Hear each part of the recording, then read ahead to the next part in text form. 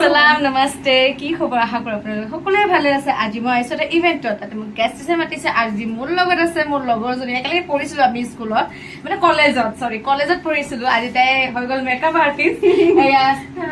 চেনাজ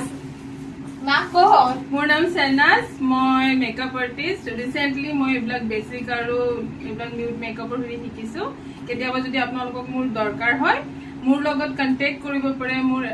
Insta ID আছে FB আছে বা এই কন্টেক্ট কৰিলেও হৈ যাব থ্যাংক ইউ এতিয়া মই ৰেডি হওঁ তাৰপিছত মই আফটাৰ মেকআপ দেখাই আছোঁ